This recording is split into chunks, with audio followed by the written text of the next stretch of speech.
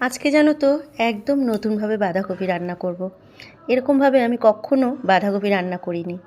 হ্যাঁ, আমি এরকমভাবে রান্না করিনি। আমি কীরকম খেয়েছি জানো তো, মানে শ্বশুরবাড়িতে এসে বাঁধাকপি কুচি কুচি করে কেটে তেলের মধ্যে ভেজে তারপরে বাঁধাকপি রান্না করতো। আমি সেরকম খেয়েছি, কিন্তু এই কুড়িয়ে বাঁধাকপির মধ্যে দেওয়া রান্নাটা আমি কিন্তু প্রথমই করব। আর এইটা ওই যে আমার বরের মাথা থেকে বেরিয়েছে। তার কথা হচ্ছে নারকেল ভাজতে হবে না, এইভাবে দিয়ে দিও। তো চলো আজকে এইভাবেই রান্না করি। তো আমি কিন্তু কড়াইতে একটু পাঁচফোড়ন শুকনো লঙ্কা দিয়ে আলুটাকে ভেজে নিয়েছি। আর তারপরে তো তোমরা জানোই বাঁধাকপি রান্না, এ আর নতুন কি। আর ওই ছোটো ছোটো টমেটো এনেছিল, যেগুলো একদম baby potato, sorry baby potato না, এই যে একদম ওটা কি বলবো, টমেটো মানে ছোটো ছোটো যে টমেটোগুলো। তো যাই হোক, একটু ইংরাজি বলতে চেষ্টা করেছিলাম, তা ভুলভাল হয়ে গেল, ক্ষমা করে দিও।